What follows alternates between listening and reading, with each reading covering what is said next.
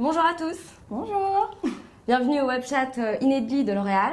Donc la thématique d'aujourd'hui est comment adapter la stratégie internationale à un enjeu local.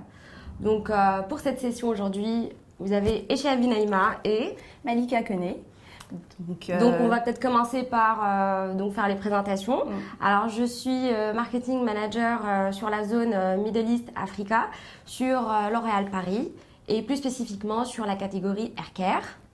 Alors moi je suis chef de produit maquillage sur les marques Maybelline et L'Oréal Paris pour l'Afrique francophone. Donc tous les pays d'Afrique de l'Ouest et centrale. Et voilà. Bon, on va peut-être vous expliquer comment on est arrivé sur ces postes. Donc, oui. Si tu veux. Alors, on va vous expliquer un peu notre background, notre parcours. Alors moi, je vais vous expliquer un peu d'où je viens. Je suis ivoirienne. J'ai fait toutes mes études en Côte d'Ivoire. J'ai vécu un peu au Nigeria et en Guinée-Conakry quand j'étais petite. Et j'ai eu mon bac en 2009. Donc à la suite de mon bac, je suis arrivée en France, à Toulouse, où j'ai commencé par une année d'AES à la fac qui m'a pas du tout convenu. Donc j'ai décidé plus tard de rentrer dans une école à l'ISEG, une école de marketing. Donc j'ai fait 5 ans dans cette école et en dernière année, j'ai eu mon stage de fin d'études chez L'Oréal. Donc j'ai déménagé de Toulouse pour venir à Paris. Et depuis, mon aventure L'Oréal a démarré. J'ai eu mon stage en janvier 2015, après un processus assez long. J'ai eu plusieurs entretiens, 2 ou 3 où j'ai dû monter à Paris pour rencontrer les recruteurs, rencontrer les équipes opérationnelles.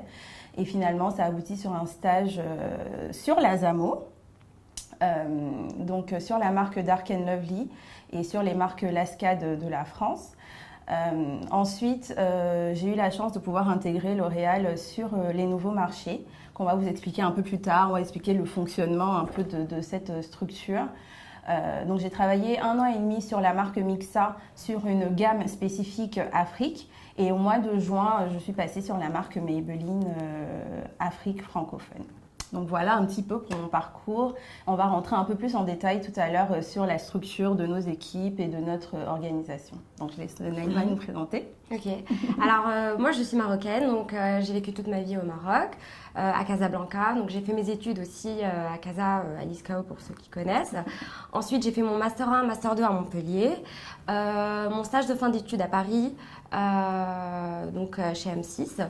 Et par la suite, donc, j'ai rejoint il y a 8 ans le groupe L'Oréal au Maroc sur la division des produits professionnels. Donc c'est une division sélective puisqu'on propose des services et des produits au salon de coiffure, donc pour les consommatrices. J'ai commencé sur la marque Matrix, donc sur plusieurs axes. On a de la colo, du hair care, du styling et par la suite, donc j'ai enchaîné sur la marque L'Oréal Professionnel, pareil sur 4 axes. Et ensuite, donc j'ai lancé la marque Essie au Maroc. Après 4 ans donc, au Maroc, donc j'ai eu l'occasion de rejoindre l'équipe France sur la marque L'Oréal Professionnel sur la catégorie Hair Care. Donc comme vous pouvez le voir, chez L'Oréal, on a la possibilité de changer de marque, comme on a la possibilité aussi de changer de pays. Donc c'est vraiment la force du groupe. Donc en France, j'ai eu 2 ans donc, sur ce poste où du coup je me suis occupée aussi du lancement donc, de Profiber qui est une marque aussi qu'on retrouve dans les salons de coiffure et en parallèle je me suis occupée du merchandising, de Serexpert, etc. Ensuite, donc, après 2 ans sur ce poste, donc, j'ai rejoint l'équipe donc, à la zone Zamo, ce qu'on appelle la zone Zamo, c'est Middle East Africa, sur le poste Hair Care et Styling, donc Marketing Manager. Donc je pense qu'on va rentrer un petit peu plus dans le détail, voilà, pour expliquer ce qu'on fait aujourd'hui et avec qui on travaille et puis les différentes missions qu'on a. Donc on peut expliquer déjà ce que c'est que la ZAMO, la structure de la ZAMO. Donc la ZAMO, c'est la zone Afrique Moyen-Orient. Aujourd'hui, on est structuré, il y a 2 structures en fait. Il y a la ZAMO où ce sont les filiales. Donc toi, tu travailles avec les pays qui ont des filiales. C'est ça. Et moi, je travaille avec des distributeurs. Donc, c'est la différence entre la zone ZAMO classique et les nouveaux marchés pour lesquels moi je travaille. Donc, sur les nouveaux marchés, plus principalement, on travaille avec des pays qui ne sont pas filialisés. Donc, je vais en citer quelques-uns. La Côte d'Ivoire a une petite filiale, c'est une petite exception. Mais on a le Sénégal, le Cameroun, la RDC, c'est des pays qui ont des produits L'Oréal et notamment de la représentation et des kiosques Maybelline, mais qui ne sont pas filialisés. Donc, nous, on travaille principalement avec des distributeurs qui distribuent nos produits dans ces grandes capitales africaines, dans des kiosques qui sont situés dans des grands malls des capitales africaines et qui distribuent du maquillage avec des beauty advisors qui donnent des conseils aux consommatrices, qui permettent qui maquillent les consommatrices, qui donnent des conseils adaptés sur les produits à utiliser.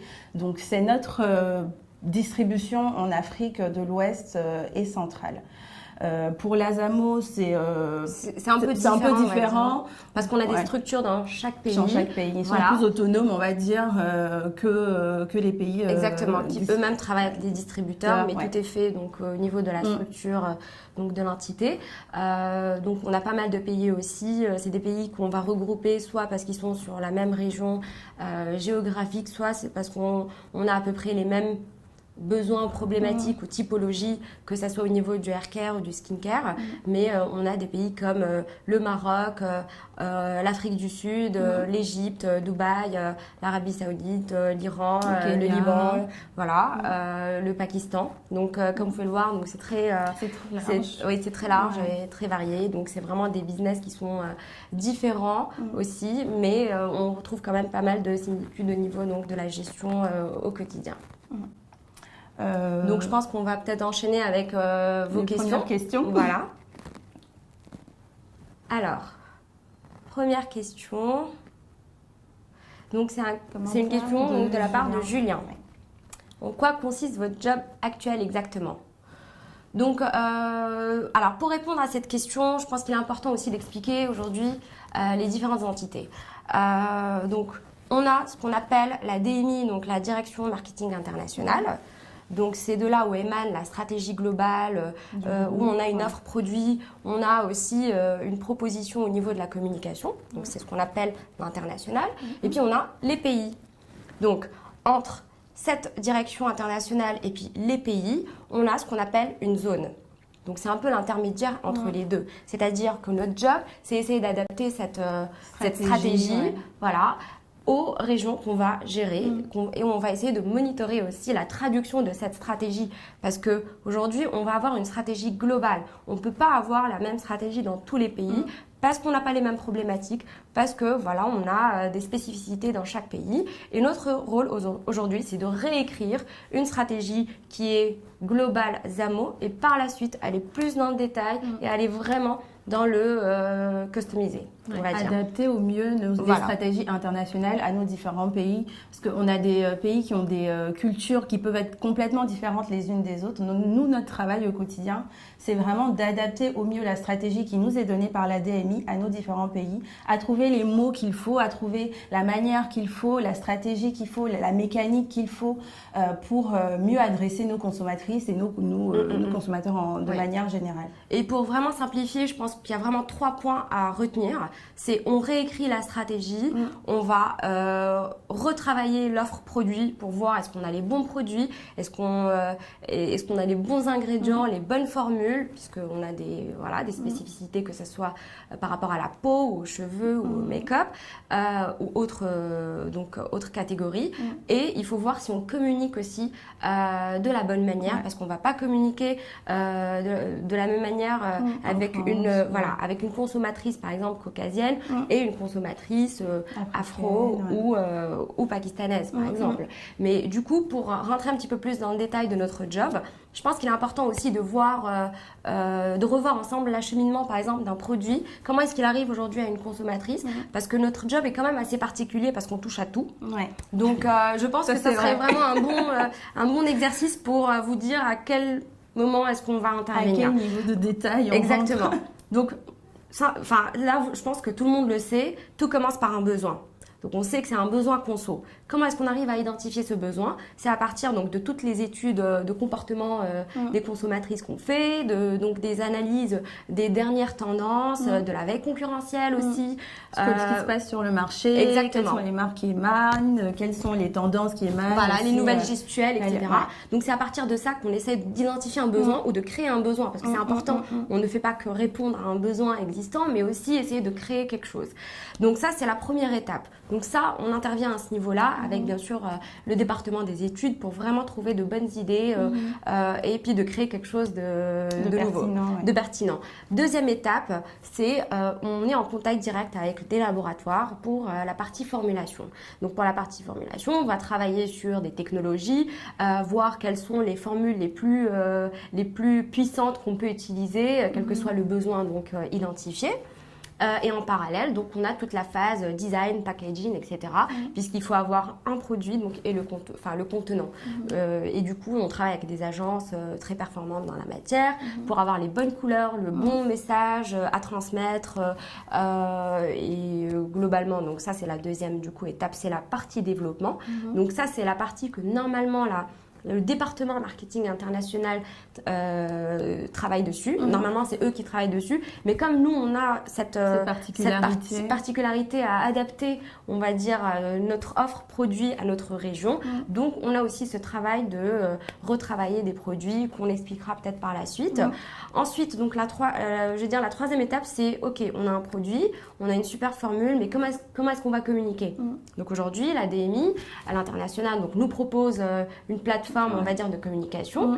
Et à nous de voir aujourd'hui quel est le plan média le plus pertinent pour nos pays. Est-ce qu'on peut utiliser les mêmes pubs télé? Est-ce qu'on peut utiliser les mêmes visuels? Je ne pense pas. On ne peut pas communiquer, par exemple, auprès de nos consommatrices. Voilà, en Afrique, on ne peut pas mettre un mannequin, une blonde avec des cheveux ou des nudés. Elle ne va jamais s'identifier. Donc notre job, c'est de voir est-ce qu'on a le bon matériel. Sinon, c'est notre travail aussi d'aller shooter donc des pubs télé, des visuels, préparer des prints, du digital, etc. Donc on a cette partie-là aussi de communication. Ensuite, donc ce lancement, il est intégré dans la stratégie, on va dire, des pays. Donc c'est une stratégie qui est écrite au niveau de la zone. Donc à nous de récupérer donc cette stratégie de l'international et de la réécrire pour notre ZAMO, pour voir quelles sont aujourd'hui les priorités, on va dire quels sont les need gaps et les big bets. Donc dans ce cadre-là, donc on a aussi la partie opérationnelle qui est plus faite par les pays. Et à notre niveau, donc on a un contrôle, une coordination pour voir tout ce qui est pricing, promo, animation, distribution, commerce. Et donc voilà, c'est le travail de coordination. Et enfin, donc dernière étape, il me semble que c'est la 5e, donc dernière étape, c'est vraiment toute cette phase analyse de KPIs, de performance, de résultats financiers, voir comment se porte notre lancement. Donc en gros, on vient de boucler un petit peu la boucle de comment arrive notre produit donc à la consommatrice et quel est le job. Et on a vraiment un rôle à chaque niveau à chaque étape de ce processus. Donc ça c'est par rapport donc à mon job. À ton job à toi. Il y a des petites différences quand même parce que à la différence de toi, moi je suis un peu justement comme un pays mais basé à Paris parce que je dois m'occuper en fait de l'opérationnel pur de tous mes pays. Donc, il va falloir que je mette à disposition la stratégie de communication, que je les aide à déployer cette stratégie de communication dans les différents points de vente, qu'on s'adapte aussi aux difficultés et aux réalités de chacun des pays. Pour prendre un exemple concret, par exemple, là, pour Noël, on va mettre en place une opération avec des trousses à offrir pour les fêtes de Noël. Donc, il y a des produits à acheter pour un montant. Si le panier atteint un montant, je ne vais pas donner un montant parce que chaque pays a son montant différent, disons 15 €, la trousse est offerte. Mais justement, pour cette opération, chaque pays a sa réalité. Donc, nous, on va mettre en place la stratégie globale, mais on va se tâcher de faire en sorte que chaque pays puisse l'adapter au mieux à sa réalité. Donc, la mécanique ne va pas forcément être la même. Les réalités vont être vraiment différentes par rapport à ce qu'il y a sur le terrain. Par exemple, on a des pays qui vont pas pouvoir jouer la trousse, mais qui vont jouer autre chose. Mais à la base, c'est nous qui mettons à disposition l'idée globale. Donc, moi, à la différence de toi, je vais pas avoir de développement, mais je vais vraiment être au niveau de la distribution. Donc, je vais m'occuper aussi de mettre en place tout ce qui est PLV. Donc, je vais travailler avec une équipe ici à Paris pour mettre à disposition les PLV. Donc, c'est la promotion sur le lieu de vente. C'est les meubles, en fait, dans lesquels nos produits vont être dans les différents points de vente. Donc, ça, c'est un travail qui est très important parce que sans notre merchandising, on n'est pas présent. On n'a pas une visibilité qui est assez... on n'a pas une signalétique forte. On a besoin, alors que pour une marque internationale, on a besoin d'être visible et qu'on soit nickel dans nos différents marchés parce qu'on sait aussi que dans ces marchés-là, il y a beaucoup de choses et qu'on a besoin d'être vu et de sortir du lot. Donc ça, c'est une phase très importante de développement de meubles à mettre en place sur nos marchés. Ensuite, il y a la partie aussi très importante du digital parce qu'on est dans des pays qui sont à une ère du digital très importante et très poussée. Donc, on met à disposition en fait pour eux des moyens de communication qui sont très axés sur le digital. Donc, on va mettre beaucoup de moyens et beaucoup de temps à construire des mécaniques de promo, des mécaniques de communication qui sont très liées au digital. On va également faire beaucoup d'analyses, comme tu le disais, pour de remontées de chiffres, pour savoir qu'est-ce qui performe le mieux, quels sont les produits qui sont les plus importants. Nous, par exemple, on sait que sur nos territoires, le teint est vraiment très important parce qu'une femme noire, elle a besoin d'avoir un teint qui soit matifié, qui soit net, et c'est vraiment les produits qui font la légitimité de notre marque sur ces marchés-là. Donc, il y a beaucoup de pôles. Donc, on a le digital, on a la communication, on a la PLV, on a le merchandising, comme je le disais. Donc, c'est plein d'actions en fait au quotidien qui sont très importantes pour que nos marques soient visibles dans les différents pays. Donc au jour le jour, ça s'articule un peu comme ça pour moi et j'ai un contact très privilégié avec mes différents pays qui ont besoin de ce qu'on leur met à disposition pour pouvoir avancer et travailler au quotidien. Donc voilà, je pense que pour la première question, c'est oui, je pense que pas trop mal.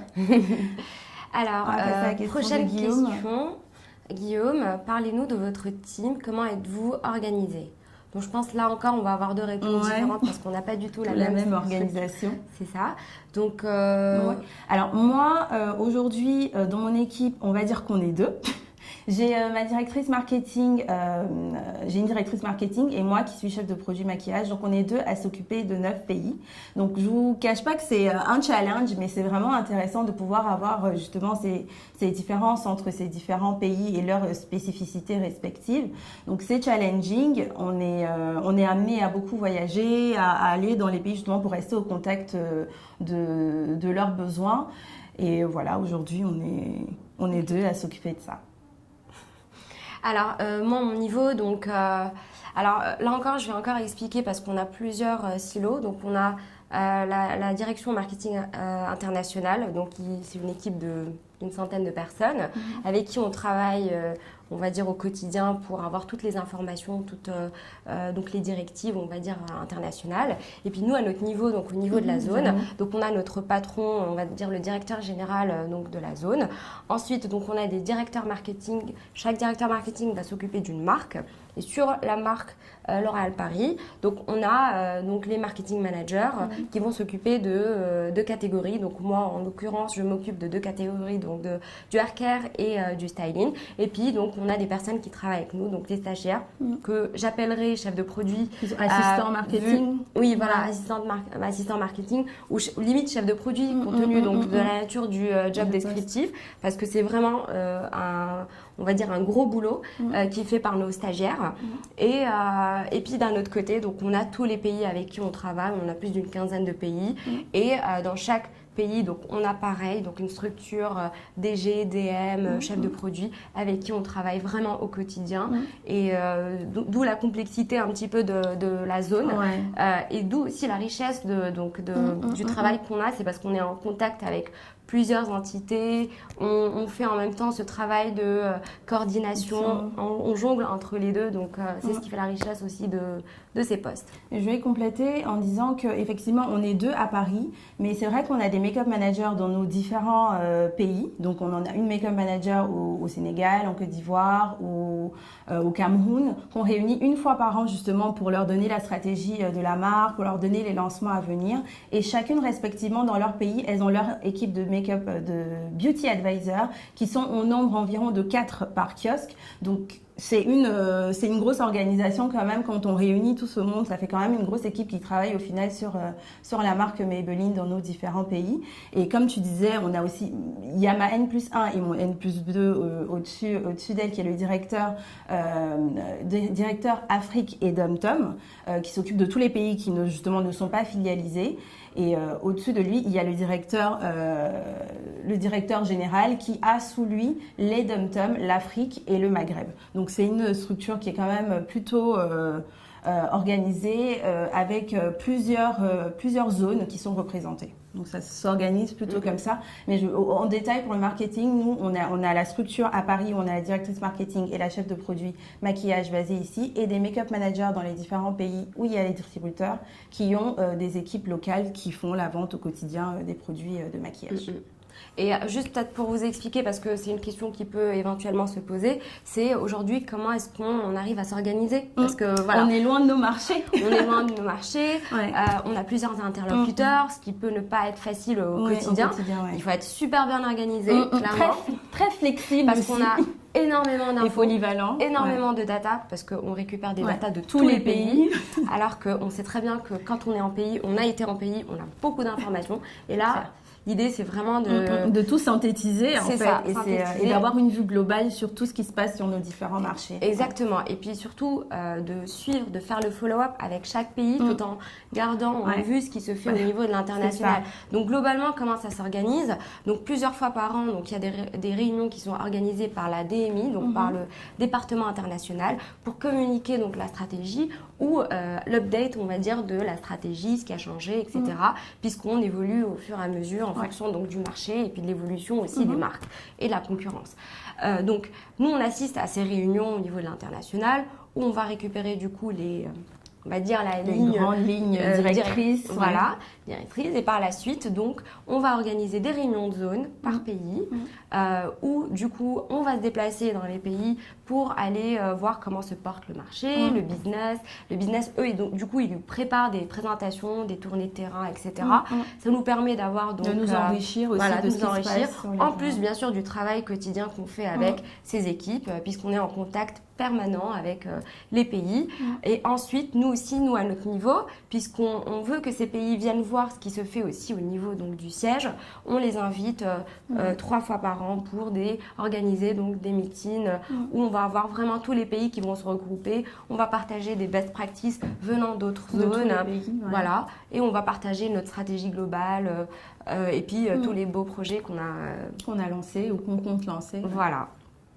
Donc, je pense qu'on va passer à la suivante. Voilà. Alors, la prochaine question, c'est Vincent qui demande en quoi un stage à la ZAMO est différent d'un stage sur un autre périmètre. Je pense que c'est un peu différent, on va dire. Mais de ce qu'on vient de dire, ce que vous avez compris, c'est qu'on a donc un stage à la ZAMO. On est vraiment sur un marché qui est très très varié. On a beaucoup de diversité. Beaucoup de diversité, que ce soit au niveau des cultures des pays, que ce soit au niveau des problématiques, des besoins, etc. Donc on est vraiment en face à un marché qui est... c'est une explosion d'informations. On va dire comme vous avez pu le voir, on touche à beaucoup de choses. Par rapport du coup à mon job, on a des missions très différentes. On fait de l'opérationnel, on fait du développement, on fait de la com, on fait de l'analyse. Donc c'est vraiment une richesse pour quelqu'un qui aime faire beaucoup de choses. Je pense que c'est vraiment... C'est le bon job. Voilà, c'est le bon job. Et je vais dire qu'on fonctionne un petit peu aussi comme une start-up dans un grand groupe. Comme vous pouvez le voir, on est vraiment autonome. C'est aussi la richesse de la ZAMO parce que j'ai déjà eu d'autres postes avant, mais ce que j'ai remarqué en étant sur ce poste, c'est qu'aujourd'hui, j'ai l'impression de gérer ma propre boîte, on va dire. C'est vraiment, on le vit comme ça, parce qu'on est vraiment responsable de ce qui se passe. Exactement. Et si nous, on ne le fait pas, ce ne sera pas fait non plus dans nos marchés, donc on est responsable. Exactement, et on a une vision assez globale. Ouais. C'est-à-dire qu'on va se poser, on se dit, qu'est-ce qu'il me faut sur mon marché? Comment je vais le faire pour le produire, pour le développer? Comment je vais le communiquer? Qu'est-ce que je vais donner comme recommandation au pays pour justement le mettre en place pour les implantations? Et après, quels sont mes résultats? Donc, c'est vraiment boucler la boucle. Exactement. Donc, je trouve que c'est vraiment une richesse. Et c'est pour ça qu'aujourd'hui, par rapport à nos stagiaires, je pense que... En tout cas, si vous postulez pour ces postes, il faut beaucoup de rigueur. Beaucoup de rigueur, beaucoup de flexibilité, de polyvalence et beaucoup d'envie aussi, parce que ça peut être vraiment challenging et demander beaucoup de soi. Et il faut vraiment avoir envie d'aller au bout des choses et de vraiment boucler la boucle, comme on disait, parce on fait vraiment le parcours 360 degrés. Et je pense que c'est vraiment un poste pour les passionnés, parce que pour les personnes qui ont cet esprit un peu entrepreneurial, je pense que ça peut être vraiment une super bonne opportunité. Parce que ça et cet donne, esprit de conquête aussi. Oui. Ouais, parce que pour moi, pour avoir fait mon stage à la ZAMO et avoir commencé là, je dirais que ce qui est vraiment différent, en tout cas de ce que je perçois, c'est qu'on est vraiment au cœur du changement. On est au cœur de la nouveauté. L'Oréal est encore, on va dire, nouveau sur ses territoires et se cherche encore parfois et a vraiment envie d'y arriver. Donc, c'est vraiment un sentiment d'aller à la conquête de nouveaux marchés. Donc, je pense que c'est vraiment un sentiment particulier qu'on a spécifiquement à la ZAMO, d'être au cœur du changement, d'être au cœur de ce qui arrive, d'être vraiment dans le train qu'il faut prendre. Donc, si vous avez envie d'être au début d'une aventure et de commencer quelque chose de vraiment nouveau, je pense que ce sentiment-là, vous l'aurez à la ZAMO parce que vous êtes vraiment challengé, vous êtes inclus dans tous les projets, vous êtes vraiment considéré comme un membre à part entière de l'équipe et on compte sur vous comme on compterait sur votre directeur ou n'importe qui. Donc c'est vraiment ce sentiment-là d'implication qui m'a vraiment touchée et vraiment poussée à vouloir rester aussi à la ZAMO par la suite. Ouais. Alors, prochaine question donc, de la part de Charlotte. Que fait le stagiaire dans votre équipe? Alors, comme j'ai dit tout à l'heure, moi, mes stagiaires, je ne les appelle pas stagiaires, je les appelle vraiment chefs de produit pour une période donc, de 6 mois. Pourquoi? Parce que, tout simplement, je pense avoir la même to-do que mon stagiaire. C'est clair. Je pense qu'on fait la même chose, c'est-à-dire qu'on est responsable de notre... Donc des missions ou des tâches à réaliser au même niveau.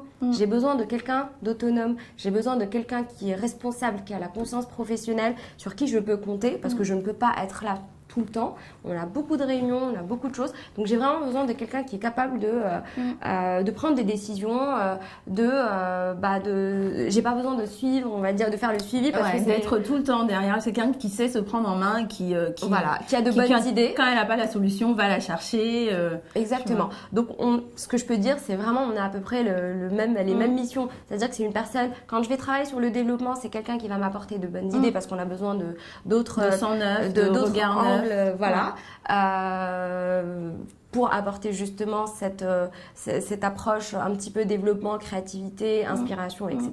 Quand je vais travailler sur des analyses, on travaille de la même manière à faire donc le suivi par pays, récupérer donc toutes les infos qu'on va recevoir, comme quand il y a une réunion, on travaille sur la réunion au même niveau. Moi, ce que j'ai juste envie de rajouter, c'est que vraiment, clairement, chez L'Oréal, le stagiaire n'est pas considéré vraiment comme un stagiaire. Il est vraiment considéré comme, tu disais, un membre à part entière de l'équipe. Donc, un stagiaire chez L'Oréal, c'est carrément, oui, un chef de produit qui fait partie de l'équipe, qui travaille, qui fait les mêmes missions que toi, comme tu disais. Et il est vraiment considéré comme cela. S'il y a une réunion et que, par exemple, toi, t'es pas là, je suppose que ton stagiaire va y aller et est responsable de ce que vous avez construit ensemble. Donc, c'est vraiment un travail d'équipe. C'est pas le stagiaire qui est mis de côté ou qui a ses petites missions de stagiaire. Il est impliqué dans tous les projets de l'équipe. Il est vraiment autonome et c'est vraiment un membre à part entière à qui on fait confiance et aussi à qui on demande de nous donner des résultats et à qui on demande de nous donner d'être là et de sentir qu'il prend en main ses dossiers et ses missions. Donc c'est vraiment un membre à part entière de l'équipe. Ok. Alors next, donc de la part de Alvin, comment L'Oréal conjugue une stratégie internationale de globalisation avec des enjeux locaux? Tu veux peut-être commencer par la partie Afrique. Oui. Donc moi, je travaille sur la marque Maybelline New York, qui, comme dit son nom, est une marque américaine. Et justement, tout l'enjeu pour nous, c'est de rendre cette marque qui est internationale, qui est connue partout, proche de nos consommatrices qui sont locales, qui vivent à Abidjan, au Bénin ou à Cotonou, qu'elles se sentent proches de la marque. Pour ça, qu'est-ce qu'on fait? Déjà, aujourd'hui, L'Oréal a signé Maybelline New York a signé une hit girl qui s'appelle Harriet Paul et qui est tanzanienne. J'ai envie de dire que ça fait partie de la stratégie du groupe de donner aux marques d'avoir des représentantes qui ressemblent à leurs consommatrices. Donc clairement, Harriet Paul, c'est une consommatrice africaine avec laquelle, par exemple, on peut communiquer sur nos différents produits et nos différentes marques. Et c'est une femme à laquelle nos consommatrices peuvent réellement s'identifier. Donc ça fait partie d'un des leviers qui est mis en place aussi pour que on puisse atteindre et que nos marques ressemblent de plus en plus à nos consommatrices. Il y a aussi les équipes, les équipes RH. Moi, je suis d'origine ivoirienne, ma directrice marketing est d'origine camerounaise et ça, logiquement, on a cette sensibilité au marché, on connaît les besoins des consommatrices, on sait ce qu'elles veulent, c'est les mêmes choses qu'on veut nous. Donc on peut vraiment noter cette volonté aussi du groupe de pouvoir mettre des talents qui sont divers, exactement diversifiés. C'est pas pour autant qu'ils vont pas prendre exactement, c'est pas fermé parce que tout le monde a de quoi apporter, tout le monde a une vision, un regard neuf sur les choses, mais c'est vrai que d'avoir des personnes qui ont vécu dans ce genre d'environnement, qui ont grandi dans cet environnement, elles peuvent avoir un sentiment, une sensibilité particulière à ces différents marchés. Et je pense que combiner les deux, avoir une stratégie qui est plus ou moins localisée ou avec des leviers qui nous permettent de localiser au mieux. Parce que le but, c'est pas de faire de Maybelline New York une marque africaine, mais une marque internationale, mais qui s'adapte et qui sait parler aux exactement, qui sait parler aux consommatrices africaines. Donc, je pense qu'avec les bons mots, les bonnes communications, les bons produits aussi, la bonne offre, on peut vraiment toucher et vraiment adapter nos produits à nos consommatrices locales. Oui, et je pense pour rajouter un truc, c'est par exemple au niveau donc, de la stratégie internationale, on a vraiment 3 points. Le premier point, donc, il s'agit de la stratégie. Aujourd'hui, on n'a pas les mêmes problématiques, les mêmes enjeux dans tous les pays. On peut avoir par exemple un problème de distribution dans un pays et pas dans un autre. On peut avoir un problème de profitabilité sur un produit dans X pays et pas dans un autre. Donc il y a aussi cette écriture de stratégie qui va être différente puisque les priorités seront différentes aussi. Donc c'est le premier point de réécriture des enjeux un petit peu plus stratégiques, un peu plus liés au business. Donc le deuxième point, c'est de vraiment faire une analyse de notre offre aujourd'hui, se poser les bonnes questions. Est-ce qu'on a les bons produits? Est-ce qu'aujourd'hui cette technologie va pouvoir répondre à la problématique de la consommatrice? Est-ce que ce produit est intéressant pour une femme qui vit en Afrique et en même temps donc une femme qui vit en Russie, par exemple. Du coup, donc, est-ce que c'est les bonnes formules, etc. Donc, on a aussi cette approche un petit peu produit qu'il faut prendre en considération et voir est-ce que j'ai les bonnes gammes parce qu'aujourd'hui, on a des segments complètement différents. Typiquement, je peux avoir, par exemple, les cheveux fins. Une autre personne elle va avoir les cheveux épais. Et on ne peut pas du coup leur proposer le même produit. Et puis le troisième point, c'est est-ce que je communique de la même manière? Aujourd'hui, c'est le travail qu'on fait. On est en train de refaire, on va dire, donc toute l'analyse de notre communication. On va dire, est-ce qu'on a les bonnes égéries? Puisqu'aujourd'hui, si je communique avec une femme arabe qui a les mêmes problématiques que les consos, elle va s'identifier un peu plus. Du coup, au problème que j'ai. Donc, je vais vraiment y croire. Je vais dire, en fait, j'ai le même cheveu que cette personne. Et ça me convient, ça me parle à moi aussi. Or, si je vois une personne qui a les cheveux, mais fins, baguettes... Ça met tout de suite une distance, en fait. Voilà, je me dis, en fait, non, c'est pas fait pour moi. Donc, voilà. Donc, en fait, l'idée, c'est vraiment de communiquer sainement et puis être surtout... believable, on va dire. C'est ça, crédible totalement. C'est ça. Donc voilà, en gros, Alors, prochaine question, c'est de la part de Julie. Quelles sont tes passions en dehors du boulot? Alors, j'aime bien cette question. Alors, bon, c'est vrai que oui, on a des jobs qui sont prenants, mais c'est pas pour autant qu'il faut s'oublier. Exactement. Je pense que c'est important de garder contact avec le monde extérieur. Et c'est surtout ça qui va aussi apporter aux gens cette source d'inspiration. Puis, et te permet de t'ouvrir à autre chose et de recharger tes batteries. Exactement. Aussi. Donc moi, en tout cas, pour ma part, c'est voyager. Donc voilà, j'ai un objectif, c'est faire le tour du monde. J'y travaille doucement mais sûrement. Donc voilà. Pas mal. Je te rejoins. Ça fait partie de mes passions aussi. J'adore voyager, rencontrer de nouvelles personnes, de découvrir de nouveaux lieux. Et une autre de mes passions, c'est la danse. J'adore danser. Ah tiens, ça m'étonne pas. Je sais pas pourquoi, mais ça m'étonne pas. Ouais, un peu cliché, mais C'est vrai, j'adore la danse. Danse africaine, danse marocaine, on va faire un on va s'en sortir. Donc c'est vrai que j'ai fait de la danse, un peu de hip-hop quand j'étais petite. C'est vrai que là, j'en fais moins, mais je loupe pas une occasion de pouvoir danser, que ce soit dans une soirée ou un cours ou n'importe quoi. J'aime beaucoup vraiment la danse et regarder même des gens danser, c'est quelque chose qui me plaît particulièrement. Et puis bon, c'est pas vraiment une passion, mais je trouve que c'est très important. Je le mets limite dans la case passion parce que c'est passer du temps avec mes amis et ma famille, parce que c'est vraiment là où tu recharges vraiment tes batteries et où tu te ressources, quoi. Donc c'est vraiment important pour moi de passer du temps en famille et avec les amis. Ouais. Bon, j'allais enchaîner avec l'astronomie, mais du coup c'est moins fun, donc je vais m'abstenir. Aussi. Ça me fait rêver. Bon, alors, question de la part de Lucie. Parle-nous de ton plus bel accomplissement chez L'Oréal. On est toujours en vie. Non, je rigole. On est toujours là. On a réussi. Alors, ce que je peux dire par rapport à cette question, c'est qu'aujourd'hui, chez L'Oréal, tous les jours, c'est un accomplissement. C'est clair. Parce qu'on travaille vraiment avec des personnes brillantes. Et je pense qu'être à la hauteur des exigences de ces personnes est un accomplissement. Et après, plus personnellement, je dirais le fait d'avoir changé de division et de métier et de marque tout en même temps. Je pense que ça a été quand même un beau challenge pour moi parce que ça m'a permis de sortir de ma zone de confort.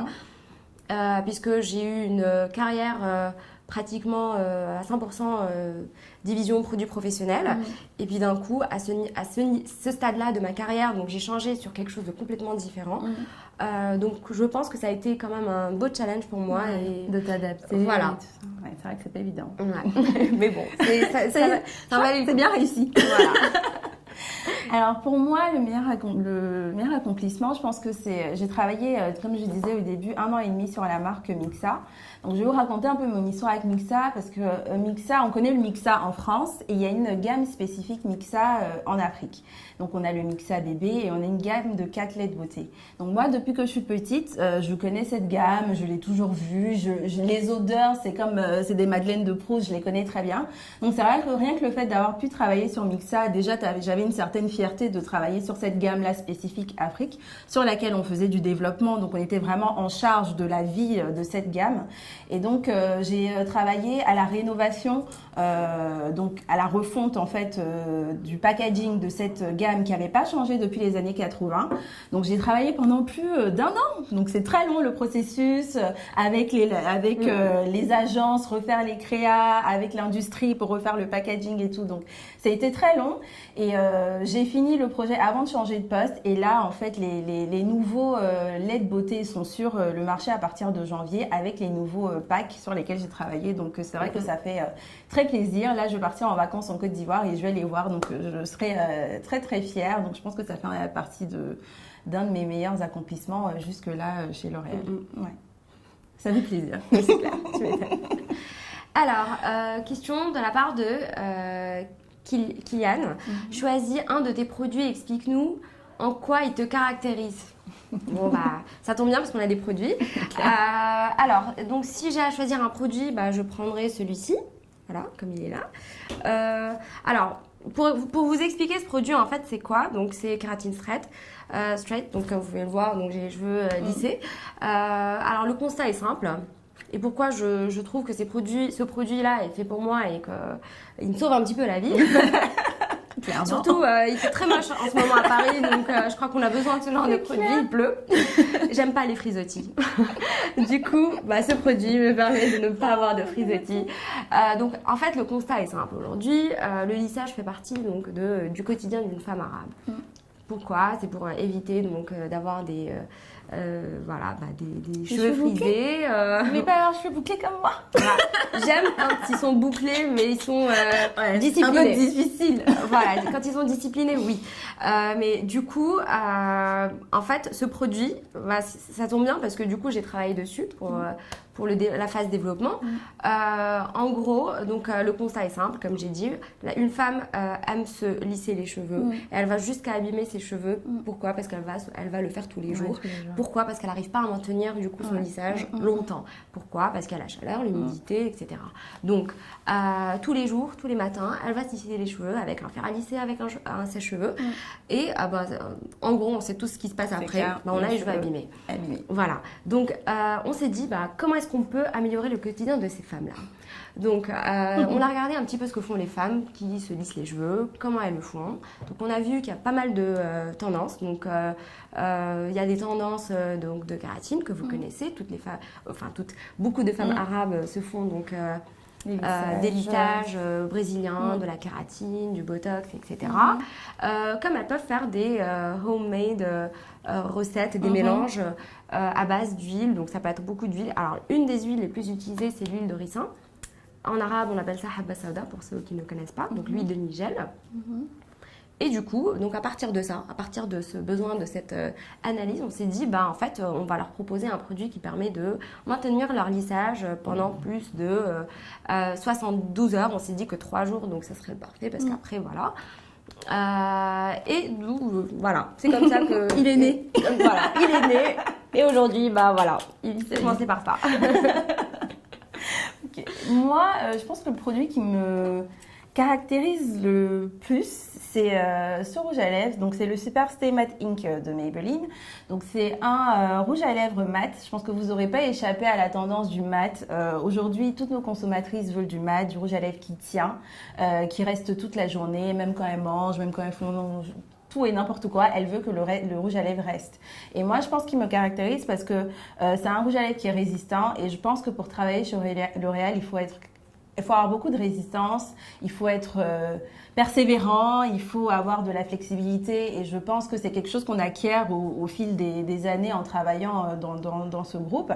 Et je trouve qu'il est très coloré, il est très pigmenté et je trouve qu'il reflète assez bien ma personnalité. Je suis quelqu'un qui rigole beaucoup, qui aime les gens, qui aime rigoler tout le temps. Donc, je pense que ça correspond très bien.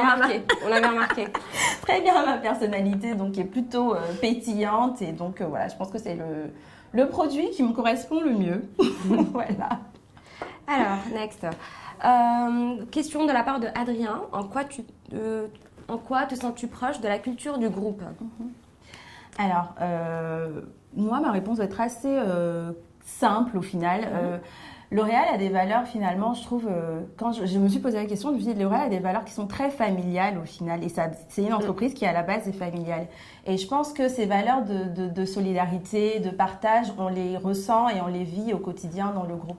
Et je pense que c'est de ça dont je me sens le plus proche parce que finalement, quand on travaille dans une entreprise, on se voit y venir tous les jours, être avec des collègues tout le temps. Et je pense qu'avoir ce sentiment de solidarité et de famille, ça permet aussi de relever des défis qui sont difficiles, d'avancer ensemble malgré toutes les difficultés, les obstacles qu'on peut rencontrer. Et je pense que c'est vraiment ce sentiment et cette culture de famille qui se rapproche le plus de moi, en tout cas dans le groupe. Oui, et je pense pour compléter, je pense aussi que L'Oréal nous pousse à être nous-mêmes. Ouais. C'est ce qui fait aussi la richesse du groupe, parce que comme vous pouvez le voir, donc on est ce qu'on est. On est ce qu'on est, voilà. C'est très diversifié. Ouais. On a vraiment de toutes les nationalités. On a tous des backgrounds complètement différents. Je donnerai juste un exemple. Il y a des boîtes, typiquement aux États-Unis, qui vont prendre des gens qui viennent d'une école en particulier. Alors, ce qui n'est absolument pas le cas à L'Oréal.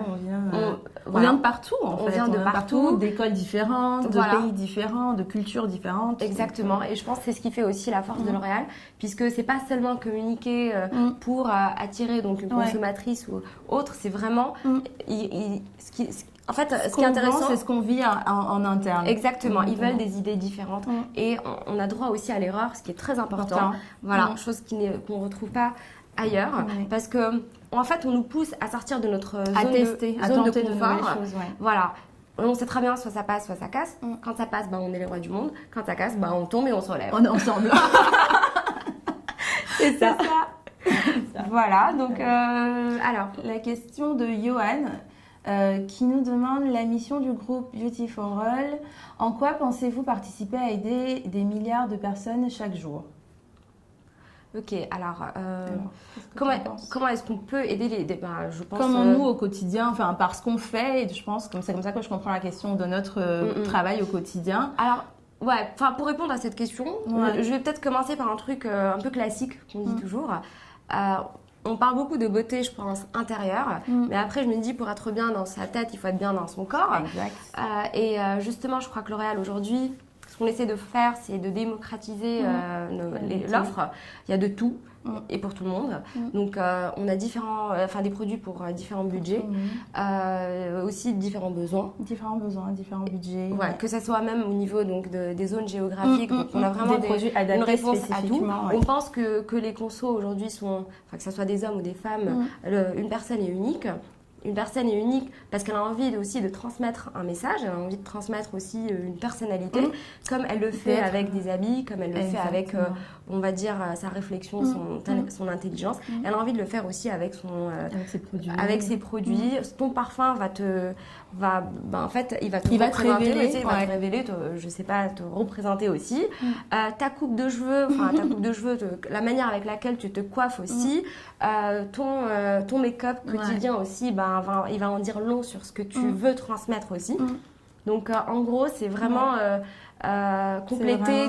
compléter ta beauté intérieure en ayant donc c'est vraiment un reflet donc de ta beauté intérieure. Exactement. Voilà. Exactement. Et que ça transparaisse à l'intérieur. C'est vraiment le concept de la beauté universelle, quoi. Que tout le monde est beau, tout le monde a une beauté. À sa manière. Et c'est notre rôle, c'est d'exacerber cette beauté, en fait, de donner les moyens que chaque homme, chaque femme puisse se trouver beau, que ce soit en se maquillant ou en faisant une coiffure qui lui plaît, qui soit excentrique ou non, ou avec des couleurs. En faisant des soins, en se démaquillant. Vraiment, que chaque geste de beauté permette de faire ressortir en soi la beauté intérieure. Ce qu'on a envie d'être, en fait, et comment on se trouve beau. Et je trouve qu'en ça, en travaillant pour une marque de cosmétiques, on donne les moyens à chacun de pouvoir extérioriser, en fait, sa beauté intérieure. Et je trouve que c'est très valorisant pour nous de se dire qu'on contribue à ce que chaque matin, une femme, quand elle se maquille avec son maquillage L'Oréal Paris ou Maybelline, elle sent mieux dans sa peau. Donc, je pense qu'en ça, on contribue vraiment à cette mission de Beauty for All. Ouais. Alors, prochaine question, c'est... de la part de Jordan. Qu'est-ce qui fait la force d'un L'Oréalien selon vous? Je pense qu'on l'a un peu dit. Au fur et à mesure des questions. Je pense que on a bien compris, c'est vraiment des gens qui sont passionnés. Et si j'ai quelque chose à dire, c'est vraiment des gens qui sont passionnés. C'est des gens qui se réveillent tous les matins, et pas pour se dire je vais aller travailler, mais j'ai envie de faire quelque chose de différent. Qui me plaît. Voilà, quelque chose qui va me plaire. C'est des gens qui me stimulent. Qui me stimulent. C'est des gens qui sont rigoureux. Et avant d'être rigoureux avec les autres, ils le sont plutôt, on va dire, exigeants avec les autres, ils le sont avec eux-mêmes aussi. C'est des gens qui sont... qui ont envie d'apporter quelque chose de beau, quoi. Donc, voilà. Je pense que c'est vraiment, il faut avoir, je pense que je l'ai répété une ou deux fois, vraiment être flexible et être polyvalent, c'est-à-dire avoir envie de faire plein de choses. Parce que dans nos descriptions, on a vu on n'a pas une mission fixe et répétitive, on fait vraiment beaucoup de choses, on touche à plein de choses. Donc je pense que cette force, c'est vraiment, il faut être polyvalent et intéressé par la nouveauté, être curieux aussi de comprendre ce qui est différent. Voilà, on disait tout à l'heure que les talents de la zone ne viennent pas forcément de la zone, qui viennent de partout, mais ce qui nous réunit, c'est cette envie et ce besoin d'en savoir plus sur cette zone sur laquelle on travaille, quoi. Donc c'est vraiment la passion, la polyvalence, la flexibilité et la curiosité pour surtout, moi. je pense que la curiosité est hyper importante et la motivation. Je pense que, en tout cas, dans tous les stagiaires que j'ai eus, je pense que les personnes qui sont le mieux, on va dire, révélées, ce sont les personnes qui étaient curieuses. Parce que quand on arrive sur un poste, on ne sait pas en fait. Il faut bien commencer quelque part. Mais il y a une différence entre une personne qui est curieuse, qui a envie de savoir, et une personne qui va pas forcément aller jusqu'au bout des choses. Oser. Je pense qu'il faut vraiment oser. Il faut oser savoir dire que je ne sais pas. Je ne sais pas, poser la question, s'intéresser. Ce sera jamais une question bête. Il faut vraiment prendre son courage à deux mains et demander, dire je ne sais pas. Et même après 8 ans de boîte aujourd'hui, il y a des choses que clairement, je dis je ne sais pas. Je pense qu'on apprend toujours. On apprend tous les jours. Il faut, c'est ça. Du coup, voilà, c'est ça un L'Oréalien. Si vous en croisez, c'est ça.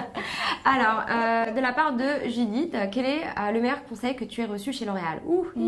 Alors, je vais dire par rapport au conseil que j'ai reçu. En fait, c'est un conseil, je pense que je me suis donné. à fur et à mesure, je pense qu'au fil des années, je me suis... J'ai créé toi-même tes voilà, propres. j'ai regardé autour de moi et je me suis dit, en fait, il faut pas bosser pour le job que j'ai aujourd'hui, mais il faut bosser pour le job que je veux dans 10 ans. Donc voilà, en gros, c'est comme ça que j'ai essayé, tu vois, d'intégrer un petit peu. Je me dis, mets-toi on va dire un target et bosse pour ce target. Voilà. C'est top. Je vais prendre ton conseil. Un peu de sagesse. Je vais prendre ton conseil. Moi, je pense que le meilleur conseil qu'on va donner, c'est de toujours garder sa conviction personnelle. Par exemple, tu peux avoir la pression de tes équipes, de ton boss qui te pousse à faire quelque chose, mais si toi-même tu n'y crois pas et toi-même tu as de la résistance, tu peux vraiment en parler, donner tes arguments et ne pas te laisser embarquer forcément. Il faut quand même rester fidèle à soi-même et quand même rester fidèle à ses propres convictions. Ça, je pense que c'est très important pour évoluer même dans la carrière parce qu'on reste toujours droit dans ses bottes et on avance toujours mieux comme ça. Ouais. Je pense que ça, c'est un bon conseil. Ouais. Après, je pense, bon, c'est un deuxième conseil, mais pourquoi pas. Alors, c'est vrai qu'on m'a déjà dit, et je trouvais ça pertinent, c'était mes premières années, on va dire, chez L'Oréal, c'est en fait, n'attends pas des opportunités, va les chercher. Ouais, crée-les. Démarre de toi, en d'autres termes. C'est vraiment ça. Confronte-toi aux choses. C'est ça. Ouais. Parfois, on se dit non, mais il y a des choses qui ne viennent pas. Pas forcément juste au boulot, mais globalement. Dans la vie en général. C'est ça, dans la vie, il faut aller les chercher en fait. Les déclencher. Ce en quoi tu crois, il faut te battre pour. Exactement. Et on est sûr que, en tout cas, moi je l'ai vu chez L'Oréal, c'est quand on se donne les moyens, on finit toujours par avoir son... En tout cas, je peux donner un exemple, faire un petit témoignage sur ça. C'est que moi, je voulais vraiment absolument bosser chez L'Oréal. Donc, je pense qu'un an avant, c'était devenu mon objectif prioritaire de la life. Donc, j'ai postulé sur le site en ligne. Je suis allée à des forums. Enfin, tous les moyens possibles et imaginables. Vraiment, j'ai tout utilisé pour pouvoir postuler chez L'Oréal. Donc, il y a eu plusieurs opportunités, plusieurs entretiens. Les premiers n'ont pas été concluants, mais j'étais vraiment convaincue et je voulais vraiment rentrer dans le groupe, quoi. Donc, j'étais à fond. J'étais à fond, j'ai pas lâché et au final ça a payé. Donc j'ai eu 2 ou 3 entretiens et finalement le dernier entretien à la veille de Noël, enfin ça s'est bien passé et j'ai su quelques jours avant de partir en vacances que je commençais mon stage à la rentrée 2015 en janvier chez L'Oréal. Et ça a pris 2 ou 3 mois. Donc je pense qu'il faut vraiment avoir justement aller créer ces opportunités. Si ça marche pas avec les sites en ligne, aller sur un autre circuit. Il faut toujours chercher le truc en plus pour craquer son rêve, quoi. Je pense que ça, c'est hyper important. Bon, t'es là aujourd'hui. Alors, question de la part de Grace. Je pense que... Alors, quel est le meilleur conseil que vous pourriez donner aux futurs candidats pour un stage dans votre métier chez L'Oréal ? Alors, un conseil que je pourrais donner à la Zamo, on est d'accord. Oui. Alors, parce que j'ai eu chez L'Oréal, donc plus particulièrement pour notre zone, si j'ai un conseil à dire, c'est quelle que soit votre nationalité, je pense honorer vos roots. Ouais. Je pense que c'est ça aussi qui va. J'allais dire restez vous-même. Et c'est vraiment le même sentiment. Parce qu'aujourd'hui, si on vient vous chercher, c'est parce que c'est pour qui vous êtes. Voilà, c'est pour qui vous êtes, c'est votre force. Typiquement, je suis marocaine. Je suis ivoirienne. Voilà. Donc ils sont venus chercher pour ça aussi. Puisqu'on a une force aujourd'hui, c'est aussi la langue. Ouais. J'aurais jamais cru autant parler arabe au travail en France. Voilà, aujourd'hui on fait des shoots en anglais, en arabe et en français. Donc c'est ce qui fait aussi la richesse du métier. Donc en plus de ça, qu'est-ce que je peux rajouter en fait, il faut sortir de votre zone de confort. Je pense que pour réussir un stage chez L'Oréal, en fait, vous devez vraiment démontrer que vous avez envie d'aller plus loin, que vous n'êtes pas là juste pour faire un stage, mais que vous êtes là pour vraiment décrocher un job. Et c'est un sacrifice à faire, mais c'est pour la bonne cause, je pense. Vous montrez que vous êtes déjà prêt à attaquer un job. Vous n'êtes pas stagiaire, vous êtes un membre à part entière de l'équipe et vous êtes là pour continuer. Il faut être responsable de ce qu'on fait, c'est-à-dire aujourd'hui ma stagiaire. C'est pas les petites tâches, voilà, c'est ça. C'est un projet global. Je veux que par exemple mon stagiaire ou ma stagiaire vienne me challenger, me dire je ne suis pas d'accord. Je ne suis pas d'accord avec ça. Et pourquoi? Parce que c'est ça la richesse. Chez L'Oréal, on va retourner la chose 100 fois pour arriver à la perfection. Et en fait, c'est ça un petit peu la richesse aussi. Et puis la supériorité de L'Oréal. Si tout le monde me dit je suis d'accord, ben en fait, on va challenge on pas va être tous contents, mais au final, c'est pas ça. Parce qu'il faut que tout le monde apporte sa pierre à l'édifice et qu'au final, ce soit le rendu de tout le monde et le travail de tous ceux qui ont travaillé dessus. Donc, vraiment, chez L'Oréal, on accepte que l'autre personne ait un avis différent. Et c'est ça en fait. C'est quelqu'un qui a une forte personnalité, quelqu'un qui va me challenger et pas seulement moi je le challenge. Et voilà. Alors, prochaine question. Hélène sera la dernière question. Donc, c'est passé très vite. Ah oui. Et donc, la dernière question d'Hélène, c'est quel type de profil recherchez-vous pour cette zone en particulier? Je pense que ça rejoint un peu ce qu'on a dit tout à l'heure. Oui, alors par rapport à la personnalité, donc on a tout dit, mais par rapport aussi au profil, on est ouvert, on va dire, à tous les profils du moment que c'est des gens qui sont motivés, du moment que c'est des gens qui veulent intégrer le groupe et veulent apporter quelque chose au groupe. Après, il y a des spécificités. Des secteurs, des services. Ouais, voilà, ça dépend des secteurs. On n'a pas forcément aussi les mêmes besoins. Typiquement, idéalement, moi, j'ai besoin de quelqu'un qui sache parler anglais, français, arabe. Moi, j'ai besoin de quelqu'un qui parle français uniquement, ça suffit. Voilà. Ou anglais, ça ira aussi, si c'est un plus. Voilà. Pourquoi? Parce que, comme vous avez vu, on a pas mal de missions. International, on a besoin de personnes qui puissent communiquer avec des personnes en interne au groupe qui parlent pas forcément le français, qui parlent anglais ou une autre langue, et nos interlocuteurs, que ce soit les distributeurs ou les filiales, qui peuvent parler anglais ou français ou arabe. Donc on a besoin de personnes qui soient assez à l'aise aussi dans plusieurs langues. Donc ça c'est le premier point. Ça, c'est un peu compliqué parce que c'est clair. Alors le deuxième point, c'est quelqu'un qui a un peu quand même la sensibilité produit, même si vous n'avez jamais été on va dire dans une boîte de cosmétiques mais qui au quotidien aime les produits, aime les sentir, comprend la consommatrice, comprend la gestuelle, se pose la question. Voilà. Donc quelqu'un qui a la sensibilité produit, c'est important. Et pour finir, je dirais quelqu'un de bien organisé, parce que on a tellement d'informations, on a tellement de data qu'on a vraiment besoin de quelqu'un qui soit structuré. Parce qu'il y a beaucoup de missions, en fait, c'est un stage, mais c'est plein de missions regroupées. Donc, il faut quelqu'un qui ait la vision globale de ces différentes missions et qui soit très clair dans sa tête, quelqu'un qui soit très organisé, qui sache anticiper aussi, parce qu'on a beaucoup de choses à faire et il faut pouvoir anticiper sur les prochaines missions à venir. Donc, c'est vrai qu'il faut un profil qui est plutôt agile qui anticipe pas mal, j'ai envie de dire. Et pour finir, quelqu'un aussi, ça c'est hyper important, qui va venir avec sa bonne humeur. Ça c'est le plus important. C'est le plus important parce que c'est vrai qu'on travaille beaucoup. Travaille dur. Donc on n'a pas besoin en plus d'avoir le moral dans les chaussettes, d'être tout triste. Donc on a besoin de travailler dans la bonne humeur, de rigoler. Même si c'est dur, on sait qu'on est dans les mêmes difficultés ensemble et on les traverse ensemble. Donc c'est très important d'avoir cette chaleur humaine, d'être souriant, d'avoir la joie de vivre parce que ça nous porte aussi. Ça nous permet justement d'atteindre nos objectifs. Voilà. Bon, je pense qu'on a fini notre petite heure. Ce web chat. Alors, je pense que ça nous a fait plaisir en tout cas de répondre à toutes vos questions. Et si vous avez d'autres questions, je pense que n'hésitez pas à envoyer des questions à Job Teaser. Je pense qu'on pourra y répondre sans problème. Et surtout, n'hésitez pas à envoyer vos CV aussi. À postuler sur le site de carrière de L'Oréal ou sur Job Teaser. N'hésitez pas, c'est vraiment une aventure formidable et on vous invite vraiment tous à y participer. Donc voilà, on était ravis en tout cas d'être avec vous. Et puis, bon courage à tous. Bonne fête, bonne fin d'année. Bonne fin d'année et profitez bien des vôtres. Voilà. Merci. Merci, au revoir. Au revoir.